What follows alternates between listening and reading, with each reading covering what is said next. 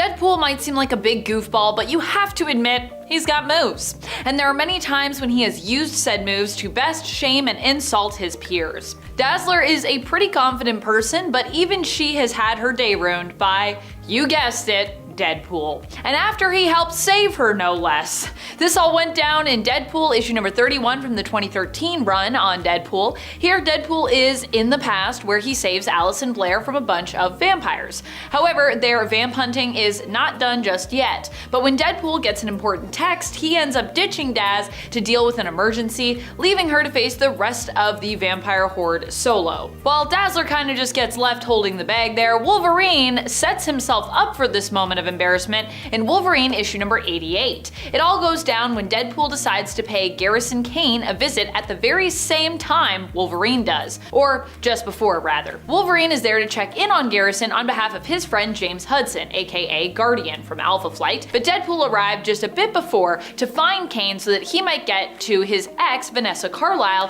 who he heard was running around with the cyborg. Deadpool trashes the place, but Garrison and Vanessa are not there, and he can't seem to figure out where they've gone. When Wolverine arrives, he's all wound up and he's ready to fight the old knucklehead, making quick work of him too when Logan leaps over Deadpool, kicking him in the face just as Deadpool comes up underneath the Wolvie and shish kebabs him. Who do you think is a more skilled fighter between the two of these characters? They both have a healing factor, but whose do you think is stronger? Is it one of them, or actually someone else who has the strongest healing factor in comics too? Personally, I think Wolverine's is pretty strong. I also think Wolverine maybe has a better skill set, but no offense, Wade, I think you also got some moves, clearly. Elektra and Deadpool are both members of the Thunderbolts. While working on the team together back in the days of 2013, circa Volume 2 of the Thunderbolts, they didn't always team up together. But when they did, it was honestly a riot. Case in point, Thunderbolts Annual issue number 1,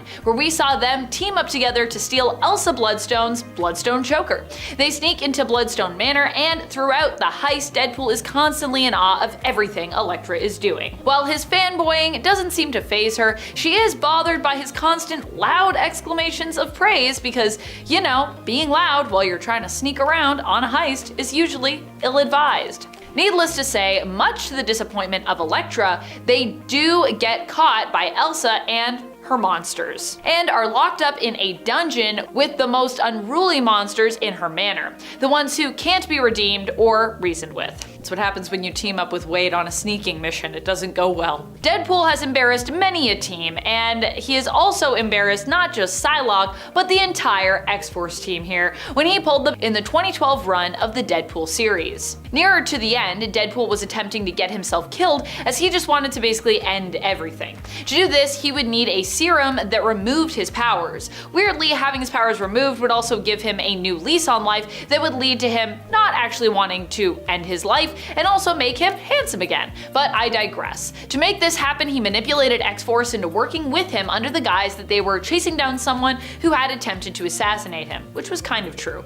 At one point, his plan involves having X-Force teleported to a location where they are all confronted by Kingpin's ally, Typhoid Mary, and pretty much like a whole army of the Hand Ninjas. In the very first issue of the third volume of Deadpool from 1997, Wade faces off against his old pal, Dr. Walter Langowski, aka the Alpha Flight team member and hero, Sasquatch. During their fight, not only does Deadpool give Sasquatch a physical run for his money, but he also taunts the heck out of Walter as well. He makes fun of Walter's appearance as Sasquatch, implies that he got busy with Walter's main squeeze Aurora, and threatens to lick Sasquatch's hand. Ew.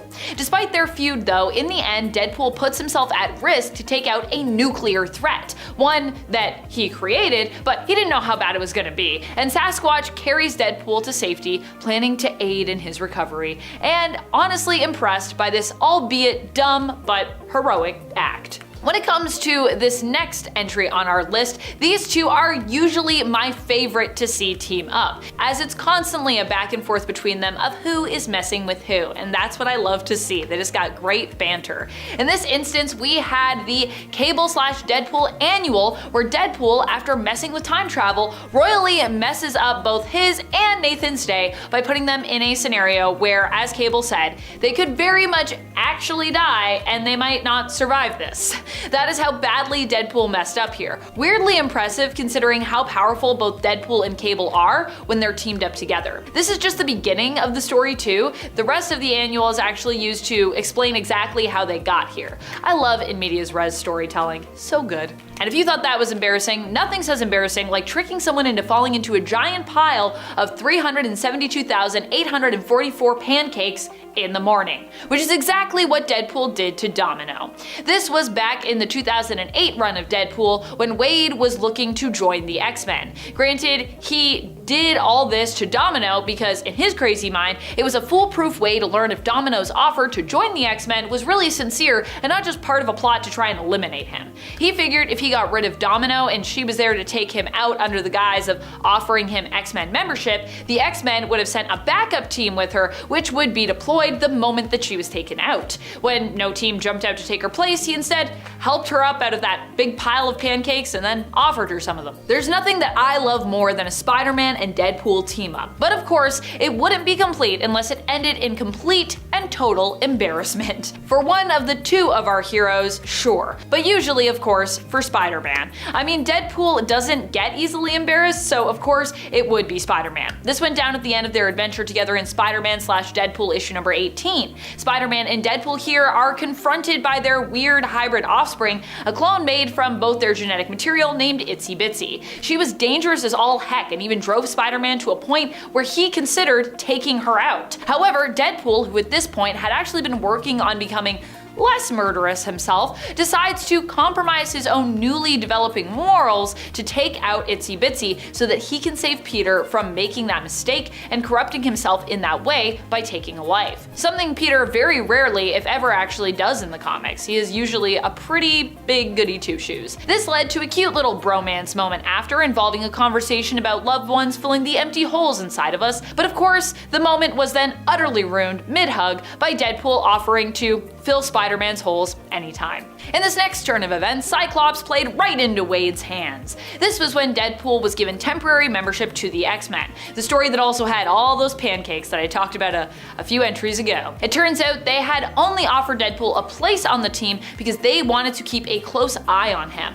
While hurt by this, Deadpool still did his best to play his part as an X-Men, regardless of whether or not his membership was considered to be, real by them, by helping the mutants out. He took the fall for them, and then in the end antagonized Psyche so that Psyche would actually fight an unmasked Deadpool while Wade was wearing his own unofficial X-Men costume that he'd made himself. In the end, while he didn't want to, Cyclops was forced to admit that indeed Deadpool did have moves. Now this next one wasn't the real Captain America, it wasn't even Hydra Captain America. More real though than that version, this was a version of Captain America who at the time was possessed. He had his form taken over by an alien who Deadpool had thought would come to destroy mankind, but who had really come to bring peace to Earth, but by in turn possessing all of Earth's inhabitants and removing free will from them, which would result in peace, but at a pretty high cost, the cost of all of our free will. Deadpool at this time was imbued with cool armor by another entity known as Tiamat,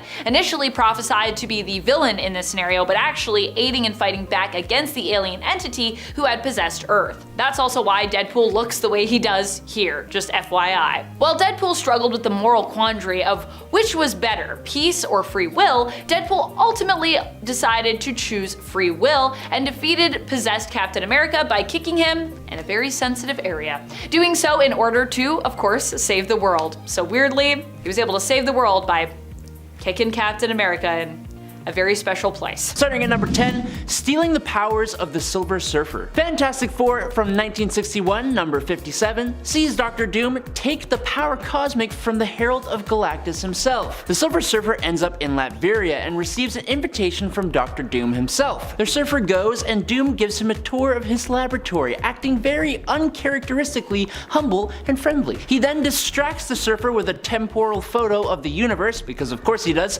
and then uses conductors to steal his cosmic powers. Doom then steals the Surfer's surfboard and flies to New York to attack the Fantastic Four with his newfound power. Number 9. Avengers Emperor Doom. In Avengers Emperor Doom, Victor uses a psycho-prism to imprison the villain Purple Man and use his willpower manipulating abilities to force nearly everyone on Earth to obey Dr. Doom. He obviously succeeded, with the only Avenger not affected by Purple Man's powers being Wonder Man, who is horrified to find Doom in control of the entire world.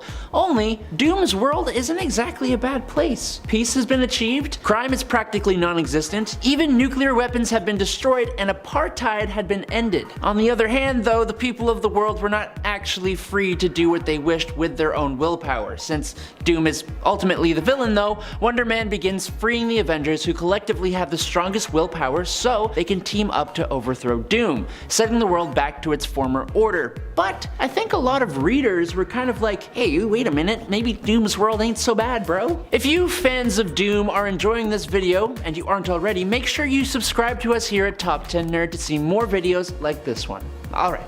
Moving on. Number 8. Saved the Multiverse. In 2015's Secret Wars, the Beyonders, incredibly powerful alien entities from another dimension, planned to destroy all of creation by using the Molecule Man, who was actually created by the Beyonders, to be detonated and act as a universe-destroying force. Luckily for all of reality, Dr. Doom exists. The Molecule Man from Earth 616, along with Dr. Doom and Doctor Strange, gathered a bunch of Molecule Men from various realities, combined them into a super weapon, and launched this weapon against the Beyonders with a kiss and a hug. It completely destroyed the Beyonders, but it also destroyed everything else. Someone needed to take the energy from the Beyonders and recreate all of existence, and who is more worthy than Victor Von Doom? Doom recreated reality in the form of Battleworld. Now, of course, in this new reality, Doom was the Emperor, the Thing was turned into a giant wall, and Johnny Storm was the sun, but the villain Dr. Doom saved the Marvel multiverse. How many heroes can say that? Number 7. Selling Doctor Strange to Mephisto. In the beginning of his comic book life, Doom wanted nothing more than to save his mother from the hold of Mephisto. Once a year, every year, Doom would challenge Mephisto for the fate of his mother's soul, but he almost always lost. Until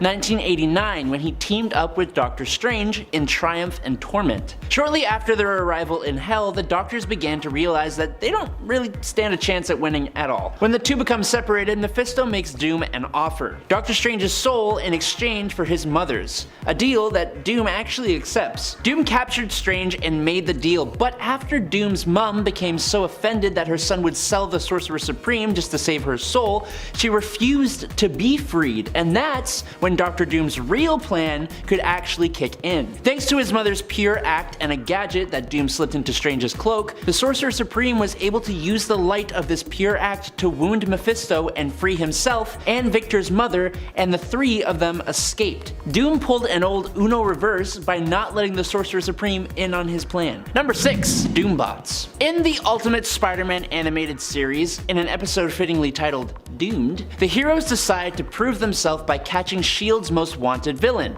Dr. Doom. The kids actually seem to do it though, successfully capturing Doom and returning him to the S.H.I.E.L.D. helicarrier. But it's never that simple with Dr. Doom. After he arrives, Doom reveals that he was actually the Mark VI Hoberman, which is a version of the Doombot with a bunch of smaller Doombots inside, each smaller than the last one, like one of those Russian nesting dolls. The robots work together, very nearly crashing the helicarrier and everyone inside. One of the littlest Doombots even yells, "Feel the wrath of Doom!" in like a super high-pitched voice. It's honestly quite fantastic. Number 5. He was a more successful Iron Man. Infamous Iron Man will forever be one of my favorite Dr. Doom related stories, and it's honestly because of that awesome armor, but also because Doom almost does a better job fighting crime than Tony Stark himself. Taking up the mantle of the then comaed Tony Stark, Victor Von Doom declares himself a hero and went about trying to fix the world. But not just any hero, he specifically takes on the role of Iron Man. One of the ways Doom went about saving the world was using his knowledge of the criminal underworld, from when he was a criminal, to arrest a large gathering of villains in one big move. What's kind of hilarious is that these villains were all gathered to figure out what they were going to actually do now that Doom has switched sides. During that, Doom busts in through the roof and took down heavy hitters such as the Wizard, the Wrecking Crew, the Hood, and Jigsaw all in one go. Number 4. Doom War. If you've never read Doom War, it's probably one of Dr. Doom's more ruthless moments. Essentially, after funding a coup that banished T'Challa from Wakanda, Doom set his sights on Wakanda's treasure, the Vibranium Mound. However, T'Challa had hidden the Vibranium behind a series of increasingly complex locks. The last of these locks was a bit more spiritual, as in order to get through it, you needed to be deemed worthy by the Panther God herself. Not many of us thought Doom could do that, but it's Dr. Doom. He immediately strips down to his nothings and offers himself up for judgment. Now the Panther Goddess realizes and notes that not only does Doom want to create a peaceful world for all mankind, but that out of a million different futures, his is the one that creates a world without evil. You can imagine that T'Challa was quite taken aback by that one. Number 3. Save the world where others failed. Again, I guess. In Marvel 2-in-1, The Thing and Human Torch, an alternate universe story, The Thing was killed trying to fight Galactus with his fists. Honestly, someone should have told him that that was a bad idea. Either way, it happened, and Reed Richards went mad with grief and tried to take down Galactus himself, which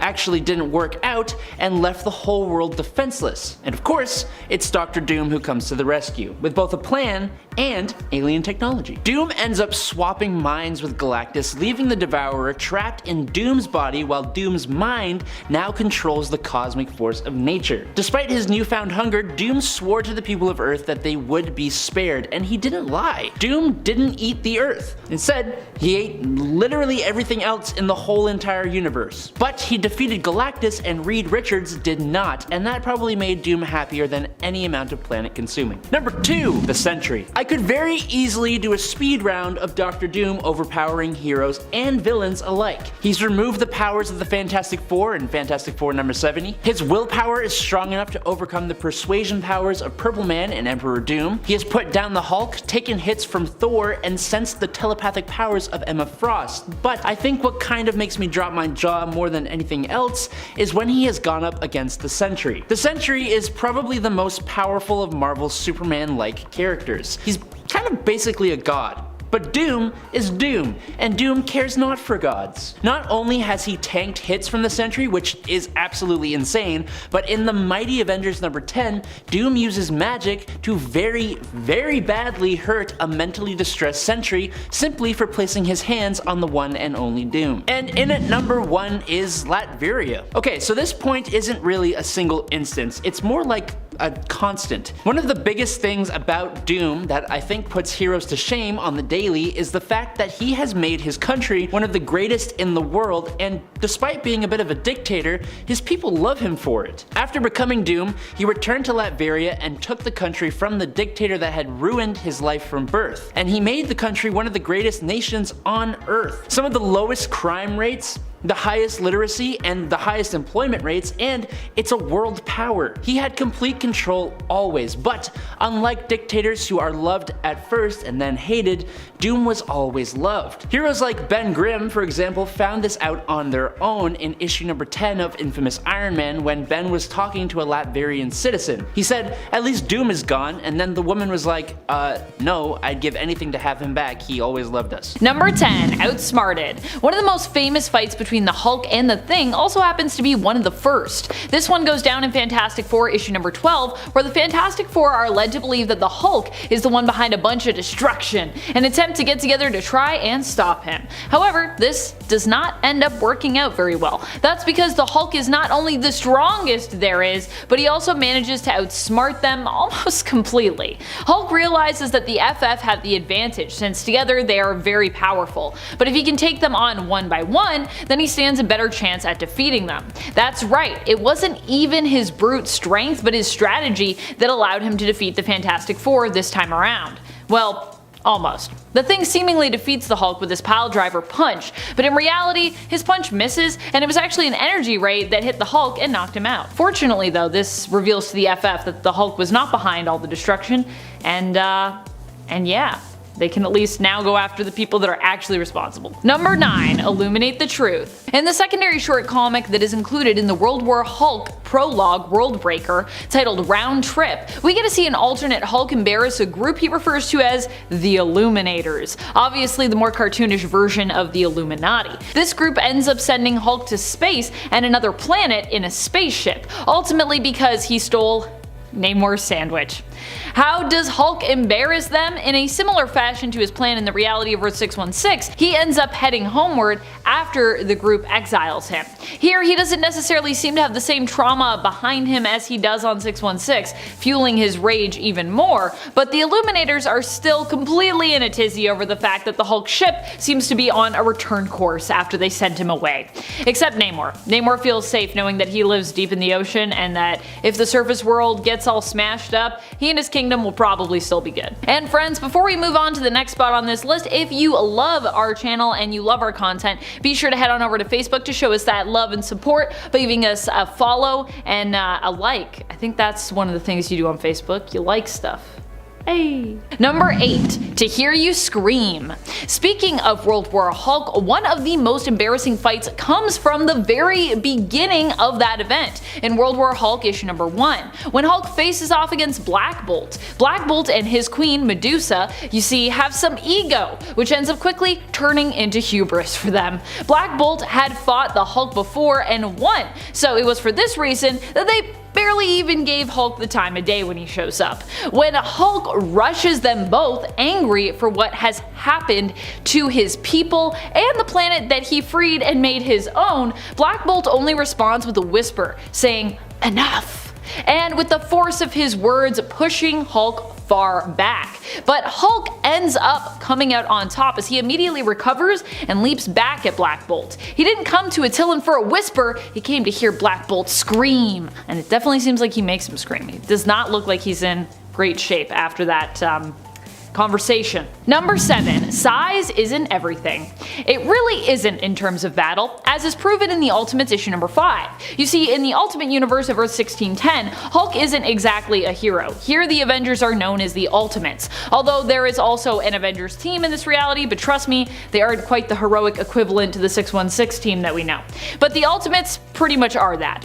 As Hulk goes on a rampage downtown, the Ultimates must band together in an effort to defeat him. And to be clear, in this reality, Hulk isn't on the Ultimates. The first one up to bat to try to tackle this big beast is Giant Man, aka Hank Pym. He attempts to defeat the Hulk as, well, a giant man. But just because Hulk is smaller than Hank doesn't mean he can't still pack a punch. While Giant Man attempts to hold Hulk beneath his hands and ask him to calm down, also calling him puny, Hulk responds by jumping onto Giant Man's face and threatening to rip his head off and use it like a toilet bowl, before punching his lights out.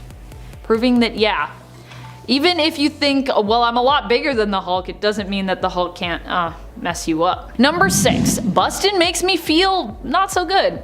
In the case of Tony Stark, that is. While the Hulkbuster became a famous suit of armor in the Avengers film franchise, we also know it from the comics. During the events of World War Hulk, Tony attempted to use this armor to defeat the Hulk when he returned to Earth and threatened to destroy it if he wasn't given the heroes responsible for sending him into space. One of which who was responsible was Tony, who actually initially created the Illuminati group that sent the Hulk away. Tony had also created nanotech, which would in theory be capable of suppressing the Hulk's powers, actually even forcibly using it on Jennifer Walters previously, which she actually sued him for in return. However, the Hulkbuster, the nanosuppressant, even the big bombs that they attempted to use all did nothing. Hulk's pain was so intense, his anger so great, that he became powerful enough to survive all of this and remain in his Hulk form. So apparently it doesn't matter how smart you are, Tony, or how prepared. In the end, if Hulk wants to smash, he's going to continue to smash.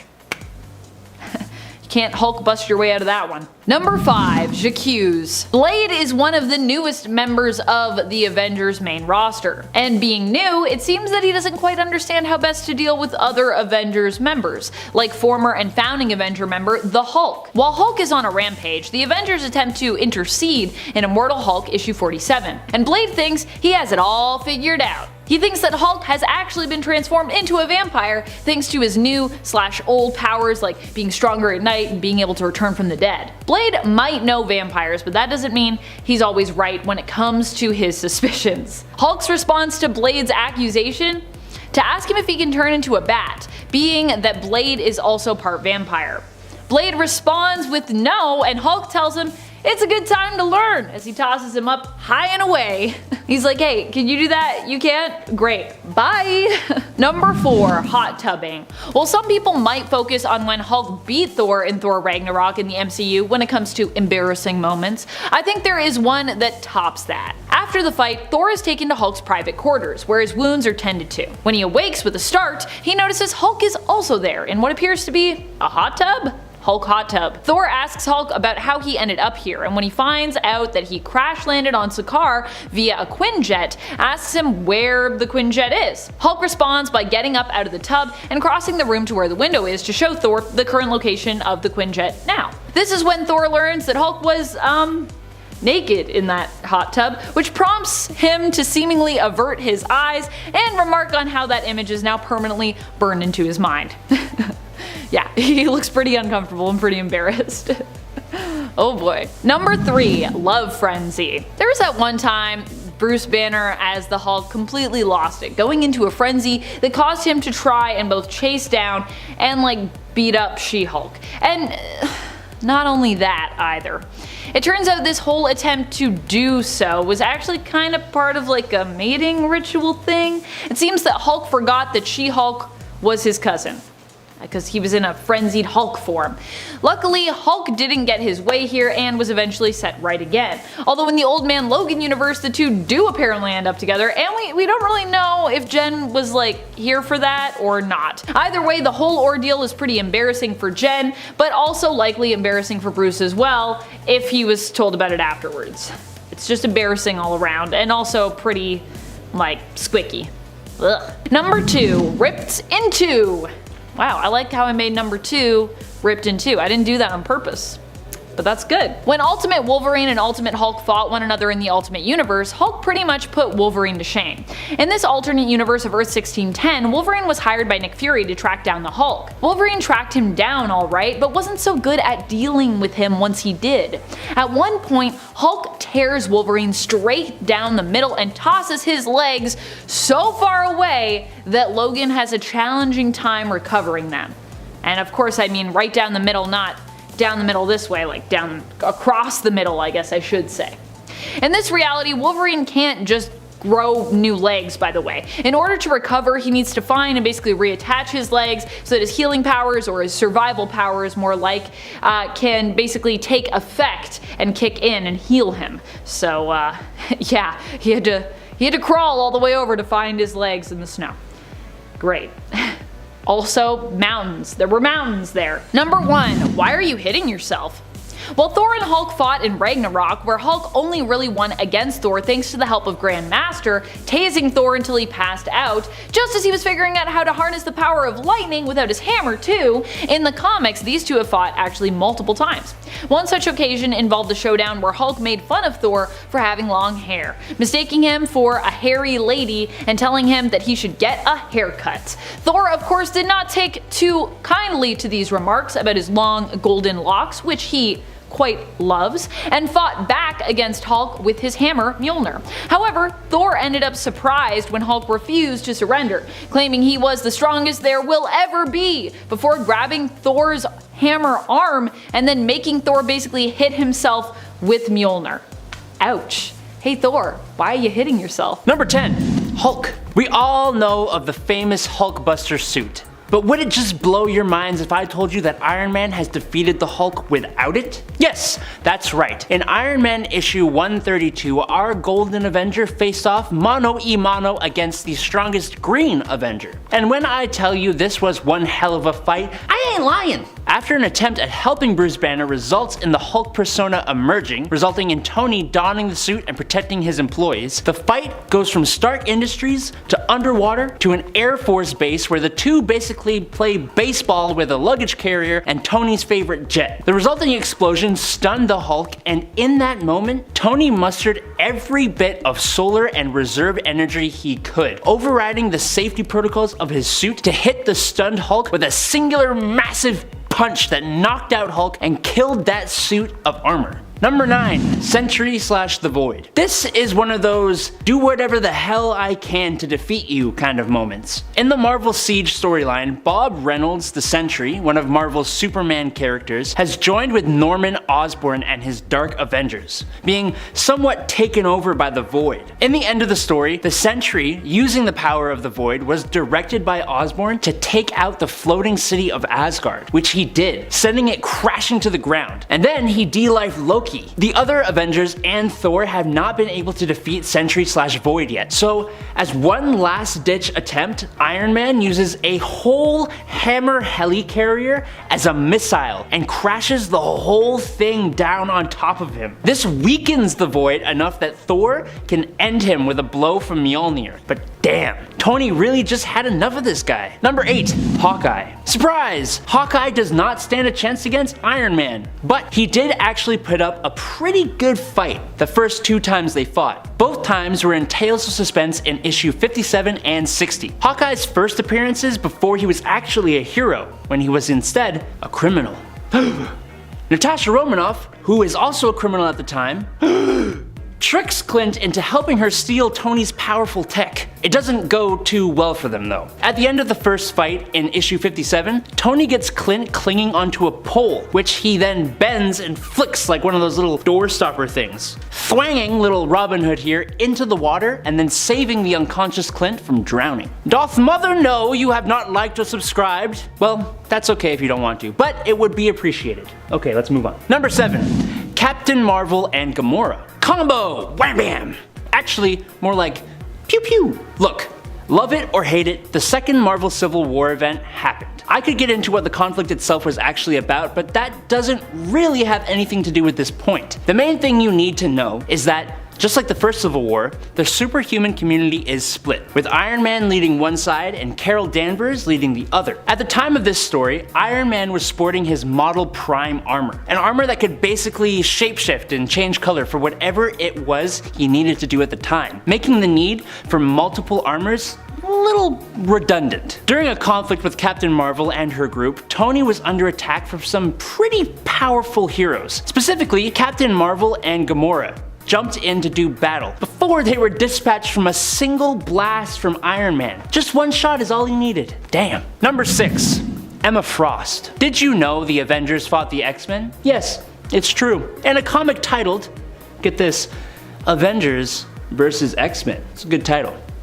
Seriously though, the conflict blossomed when the Phoenix Force is headed straight to Earth with mutant Hope Summers as its supposed host. The Avengers believe this is bad juju for the population of Earth, and the X-Men think this is gonna be what they need for the mutant population to be reborn. A battle happens between the two teams at the mutant island of Utopia. Partway through, Emma Frost comes to make a move, saying telepathically to Cyclops she can shut down the Avengers telepathically, and she is going to end this. Then Iron Man chimes in, I bet you thought you were just about to end this, as he fires microscopic telepathic tasers at her and hopes she will let him make it up to her over dinner. She punches him in the stomach and he blasts back with his repulsors, but this genuinely made me snicker. Number 5. Facial hair bros. Right smack dab in the middle of the video, sort of not really, I want to do something completely different. Something finally not combat related. Yet a victory for Tony and an embarrassment for none other than Stephen Strange the Sorcerer Supreme. In Invincible Iron Man number 3, Iron Man goes to Doctor Strange for help with a little problem he is having. As he's about to leave the Sanctum Sanctorum, he goes, "Thanks, Doctor," and stays there like this for 8 comic book panels, until Steven gives him a very, very reluctant high five as Tony yells, "Awesome, facial hair bros!" And Steven says, "I hate you." I'm sorry, I had to include this. Number 4. Namor. Iron Man and Namor the Submariner have always had a pretty tense relationship. both having massive egos. They have gone at it with their words and their fisticuffs multiple different times. From what I can tell, the powerful Submariner usually has the win more than often. But Iron Man isn't a pushover. He's gotten some good shots, and in Iron Man number 25 in 1970, we have an example of him winning, in a somewhat hilarious way too. Basically, unbeknownst to Tony, his company had been polluting the ocean with a pipeline. Now yes, that is very, very bad. But if you just go and talk to Tony, I'm sure he'd fix the issue. No, that is not the Submariner's way. No, instead, he attacks, destroying the pipeline and then attacking the buildings it's connected to. To subdue Namor, Tony uses the heating coils of his suit to evaporate all the water in Namor's body, basically rendering him powerless. And then he ties him up to an under construction tower using metal beams. It's kind of hilarious looking, and I feel like Namor could easily slip out of that, like the power of gravity, but it's certainly embarrassing. Number 3, Spider-Man. Spider-Man and Iron Man here have a bit of an interesting relationship. In the MCU, it's very father-son, but in the comics, and specifically in the Civil War event, while Tony takes Peter under his wing and even gives him some great upgrades, actually manipulates the Spider-Lad quite a little bit. Spider-Man switches to Captain America's side, and in Iron Man Volume 4, number 14, Spider-Man, alongside a few other heroes, launch a surprise attack on Tony. While Spider-Man has beaten Tony before, specifically when Tony threatened Mary Jane and Aunt May, the use of the spider armor gave Tony a ton of information about Parker's spider sense. Not just being able to replicate it for himself, but he got the information to use Peter's against him, which he does while making a nice little baseball themed strike 1, 2, and 3, fitting as they are fighting at Yankee Stadium. Number 2, Daredevil. You know what? I really liked Superior Iron Man. The story was cool, and Tony was, well, he was kind of an almost villain, honestly. Specifically, there were 2 times with Daredevil that showcased this really well. After Tony got the whole population of San Francisco addicted to a social media platform, and then began charging them subscription fees for it, trust me, it's a lot more sinister than I'm making it sound, Daredevil goes to Tony's base on Alcatraz Island to confront him, and shut him down. Obviously, that wasn't going to go the way he wanted it to. But even I didn't expect Tony to just pick him up by the throat, tell him he's always welcome but to leave the attitude at home, and then straight up just chuck the blind superhero without fear into the freezing waters of the San Francisco Bay. Cold.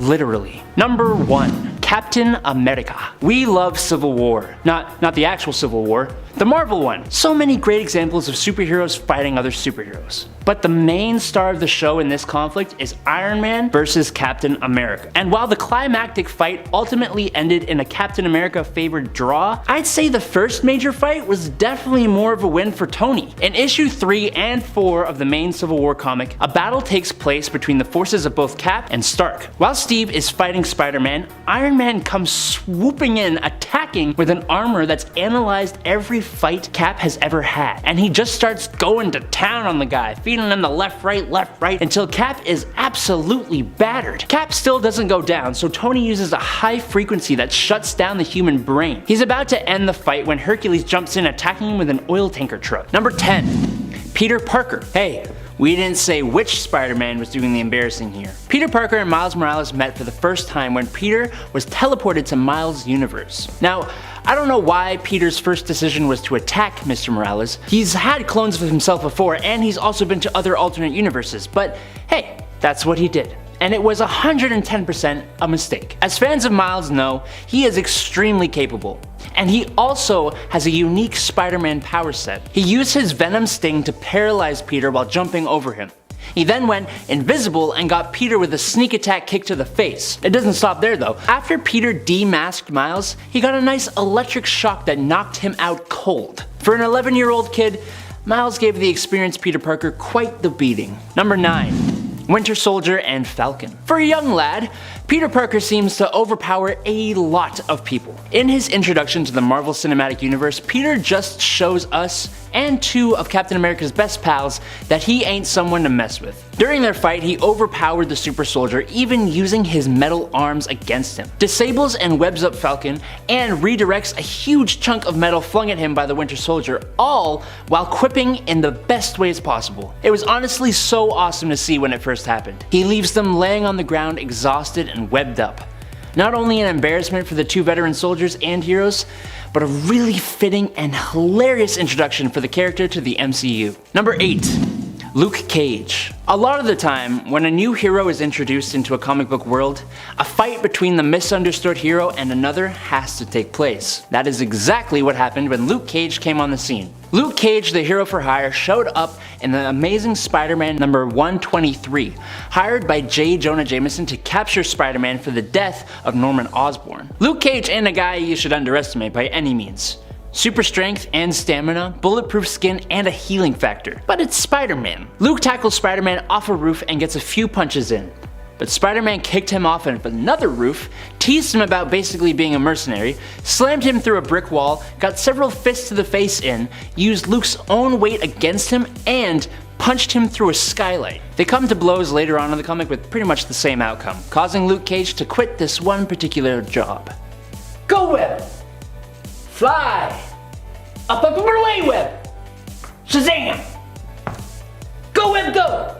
Go! Go! Go, Web, go! Oh wait, that's not my power. No, my power is to make YouTube videos for you guys. Do you know what gives me this power? You liking and subscribing to the channel. And you are doing an absolutely stunning job. Keep it up. And don't forget to check out our Facebook for more content.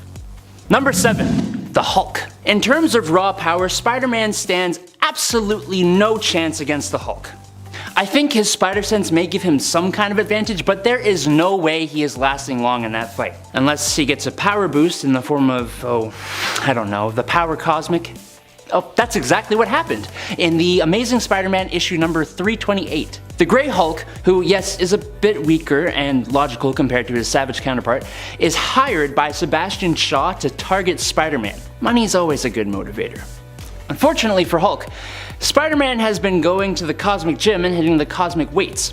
He lands some pretty heavy blows on the Grey Goliath and even blinds him with a new I-beam power. When some kids are put in danger though, Spider-Man ends the conflict quick by punching the Hulk into orbit and then saving him before he suffocates, standing all confident with his hands on his hips and like that.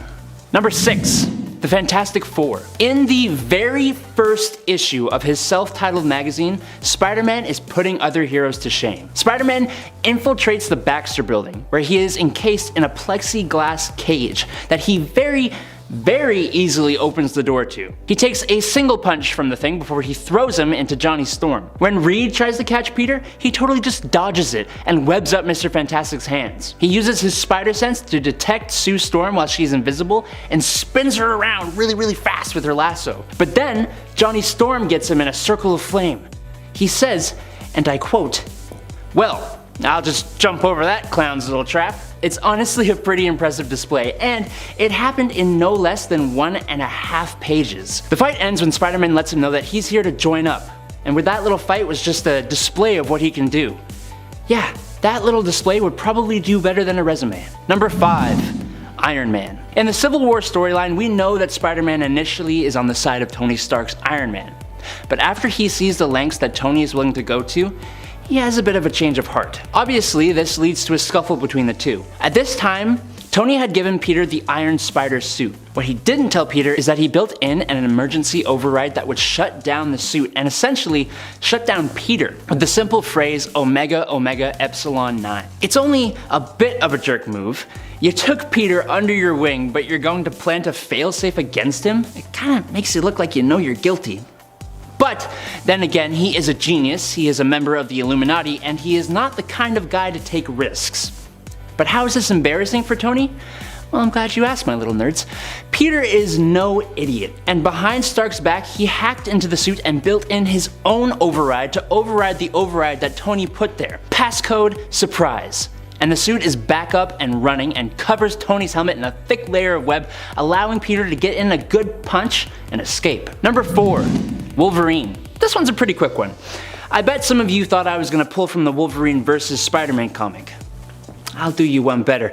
It should be obvious, but you don't dare insult Mary Jane Watson to Peter's face. In Amazing Spider-Man issue 522, Peter is awoken with a call about a newspaper article claiming Mary Jane has a little entanglement with Tony Stark. It's obviously not true and actually a setup by a villain. But that's not the point right now. Peter got out of his bed in Stark Tower and goes looking for his wife. Along the way, he runs into Wolverine in a room with a very lovely high-up view of the city. Now, Logan decides to start going on about how Mary Jane messed up big time, and after a warning from Peter, he decides to comment on her lack of brains. This lovely little comment gets him thrown through an unbreakable glass window, and it gives him a really colorful way to catch a cab. Number 3. Daredevil. When Spider-Man was in possession of the symbiote suit, he wasn't his normal self. He was much more ruthless. And Spider-Man can already knock criminals into a coma when he is pulling his punches. When Spider-Man interrupts Sin Eater Stanley Carter from attacking Betty Brant and almost killing her, he starts to lay into the guy, beating Stanley while giving him an earful. Peter goes so far that Daredevil notices his heartbeat pounding and pulls him off of the beaten villain. He defends the criminal from Peter, who is seemingly gonna kill him. If you want him, you'll have to come through me. Probably not the best choice of words there, Daredevil. The very next panel shows Daredevil flying through a window. If it wasn't such a serious moment, I would laugh. Nah, I did laugh. Is that wrong? I can't help it, I'm sorry. Number 2. The X-Men. It seems that Spider-Man really shows his skill when he comes into contact with teams of heroes. First the Fantastic Four, and in the 4th issue of Secret Wars, the X-Men. As if dealing with multiple superpowered beings was his speciality or something. I think the best part about these altercations is the way he just keeps talking while he's embarrassing them. After Xavier senses Spider-Man listening in on their conversation, Spider-Man attacks the X-Men a little prematurely, I'll admit. He dodges Wolverine, webs Colossus' face, dangles Rogue from a rod, webs up Nightcrawler faster than he can say BAMF, and swats Wolverine away with a single swing and escapes. It's just so crazy to me how he knows that he easily outclasses almost every one of the X-Men. Or if not, he knows exactly how to subdue them. Number 1. Superboy. If we're doing a video about characters embarrassing other heroes, there's almost always going to be one point that has to do with the DC and Marvel crossover event. Just like the first point, this isn't actually Peter Parker though, but it's a clone of him, so that's basically the same thing. When the DC Marvel crossover happened, Ben Reilly had taken up the Spider-Man mantle. And it was him that fought Superboy on a rooftop. To get things going, Spider-Man hits the Superboy with a webbing right to his very stylish sunglasses. Superboy, just trying to get a hit on our Spider friend, busts a hole into a water tower, drenching the entire battlefield. Spider-Man wouldn't stand too long in a one-on-one slugging match with this guy, but that's not his specialty anyways. Just as Superboy is about to land a flying blow into Spidey, he jumps out of the way, firing webbing all over the guy and leaving the soaking wet Superboy to fly straight into an electrical box, taking him right out of the fight. Number 10. Deadpool has a breakthrough. A breakthrough. Get it? You will. There have been a few times that Wolverine has shamed and embarrassed Deadpool, especially in combat. One such time, Deadpool was actually the one looking for a fight, and so Wolverine decided to oblige him. But he didn't just do that, he also gave him some pretty witty retorts as well. You see, Deadpool was made to believe that fighting Wolverine would help resolve some issues he has with his own past. And while Wolverine not only schooled him in combat, but also wisdom, at one point Deadpool asks Logan to dig deeper. Not knowing at the time what Wade is talking about at all, Wolverine responds with that deep enough murk as he stabs him through with his claws. Wolverine has always had some of the best mid-combat speeches and retorts. He also might have the mutant power of being able to leap and give you a whole speech during that one leap. Number 9. Namor gets beat in his own domain. Surprisingly, Wolverine has seemingly held his own against Namor more than once in the comics. One such time was when the two duked it out in Civil War. Their fight goes down in Wolverine's tie-in issues, mainly being featured in issue 45. Here, not only does Wolverine prove himself on land, but also in the sea, breaking into Atlantis and Namor's palace, and even managing to hold his own in combat against Namor's guards, fighting underwater. And Wolverine isn't usually the best at fighting underwater. He has an underwater suit of Iron Man's to aid him, but it doesn't seem to operate very smoothly for him. Despite this, he gets a few good hits in at Namor, punching him back for a joke that he made when he thought Wolverine was Iron Man about keeping Wolverine on a tighter leash. Yikes. In the end, Wolverine also proves himself to Namor, and despite their disagreement over who should get custody of the criminal Nitro, Namor meets him later at a bar to give Wolverine the information that he was looking for, which I think is pretty nice. And friends, before we move on to this next spot, if you are loving this list and you want to hear about more embarrassing moments that Wolverine has doled out, be sure to head on over to Facebook and click that like, because we are going to be putting up more content over there, and there'll be lots of good stuff for you in regards to Wolverine and other heroes. Number 8. Emma Frost's dirty secrets revealed. Dirty, dirty secrets. Actually, it's not that dirty. It's not that dirty of a secret in my mind, but you know. In this moment, it appeared to be, I guess, kind of dirty. During the first Civil War, Wolverine sets out on his own mission to capture Nitro, the one behind the start of the Civil War. Basically, the catalyst, if you will. He does this against the wishes of Cyclops and Emma Frost. When Emma and Cyclops confront him about it in the 2003 Wolverine series in issue 46, the issue following the one with Namor, Emma threatens to basically mind wipe him back to a 3-year-old mental capacity. Wolverine responds by putting Emma in her place by 1, reminding her that the psi shields Professor X gave him protects him against her powers, and 2, by revealing that he knows she and Tony Stark, aka Iron Man, used to, team up. Well, Emma seems pretty shocked that Wolverine knows about this and is pretty embarrassed that he outed this previous relationship of hers to Scott. Her reaction is also interesting, as it's also during Civil War I, I believe, that she discloses that Scott does know of their relationship, of her relationship with Tony in the past, in a different comic. Although, you know, maybe this happened after that, but I do believe the issue where Emma brings it up is Civil War issue number 3, and I think that was released before this issue. But maybe the continuity in canon is different than the release order, or I just found a continuity error, and that's what that is.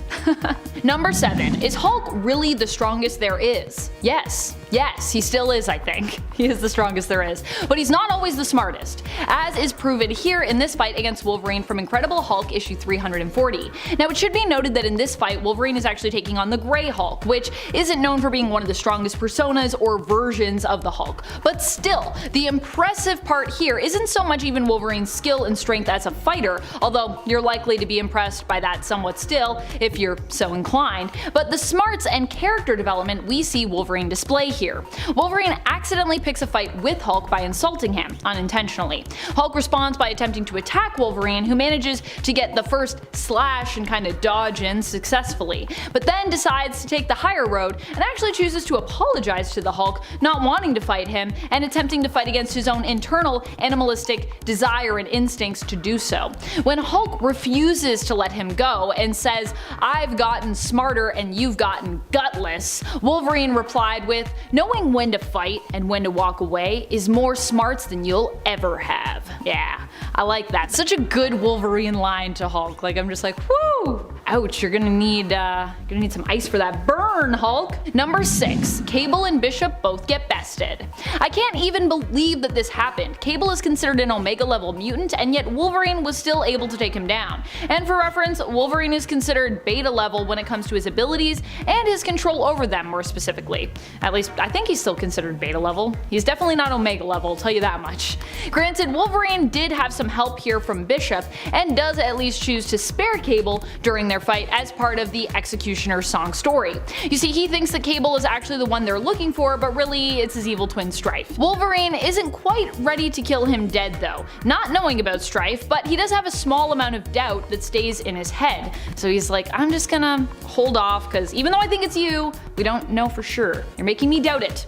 Then when Bishop attempts to finish the job, because he's like, no way, we just hunted this guy down, we fought him, that's it, Wolverine in turn shows up Bishop by slicing his gun to pieces so that he can't actually kill Cable with it, telling him to cool off before getting another gun off the rack and getting back to sorting out this whole mess with Cable's currently very suspicious appearance and self. Even though, like we said, it's Strife, but we didn't know that yet. Or well, Wolverine didn't know that yet, at least. Number 5. Jean Grey gets more help than she bargained for. Jean gets more help than she asked for from Wolverine in this issue of X-Men. In fact, she didn't even really ask for his help to begin with, but she did complain about her ability to move freely in her outfit and her struggle to kind of like tear it so that she could move a little bit more freely. Which obviously was a classic mistake, because you know Logan is always more than happy to help Jeannie gain more mobility by maybe, you know, parting with pieces of her garment. Hey, he's just trying to help her out. This all goes down in the very first X-Men Christmas special that we ever got. In this story, the X-Men are kidnapped, and it's during their daring escape that Jean complains of her inability to move freely. She's trying to like tear her dress. So Wolverine, being the gentleman he is, sees her struggling and decides to help her tear away the bottom half of her gown, freeing up her movement, but at the expense of both irritating and seemingly confusing Jean, who actually responds with, "Hey, not so blasted short. Thank you very much, I think." I just love that whole response. She's like, I'm mad, but like what even happened? Number 4, Cyclops is shamed. When Emma and Scott started seeing one another, Wolverine was pretty quick to embarrass them and shame them in front of the rest of the team. Mainly, he focused his ire on Scott, who he saw as betraying Jean's memory. And he wasn't alone either. By the way, at this point, Jean had recently died, and Scott and Emma were together, but yeah, people all felt pretty weird about it. A lot of the other X-Men felt similarly, and they began to actually treat Scott differently because of his and Emma's relationship.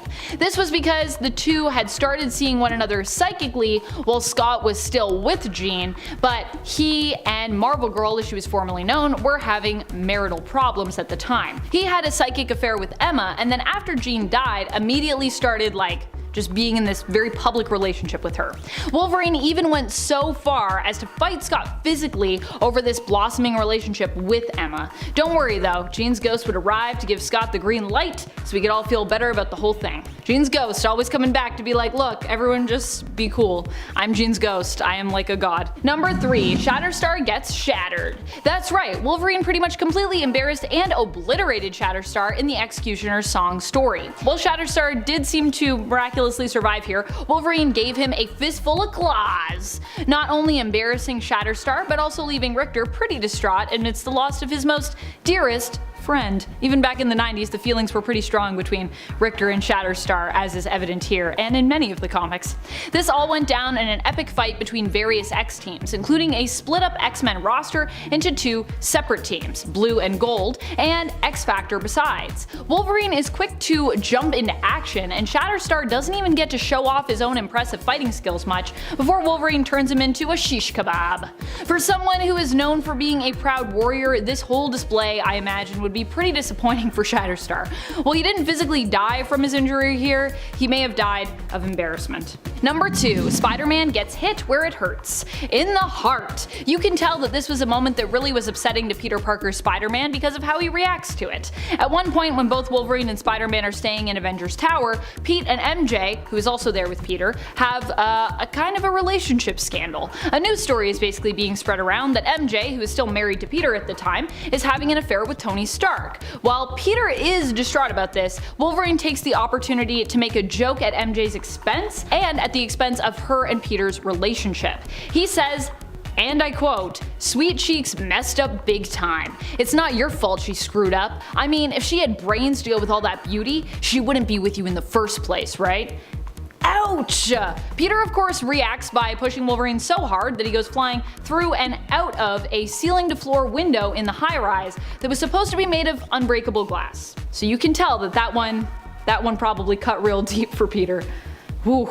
Number 1, the X-Force are defeated. The defeat of Shatterstar was just the beginning for the X-Force, unfortunately, in Executioner's song. Shortly thereafter, they would also be tracked down by Wolverine and taken out primarily by him and Psylocke, forced to surrender to the Blue X-Men and X-Factor teams. And they were backed into a corner fairly easily, I gotta say, with Wolverine choosing to hunt them down and citing it as one of the things he is best known for, which obviously here he proves he is best known for it. He's pretty good at hunting people down. Although I imagine X-Force, like the other teams, also felt pretty conflicted about like this whole fight against their friends, so this combined with Wolverine's ruthlessness probably helped to convince them in surrendering. Still, pretty embarrassing that like basically Wolverine and Psylocke show up and they're like, hey, we're just gonna do this, and then everyone comes in at the end to be like, yeah, we're here too.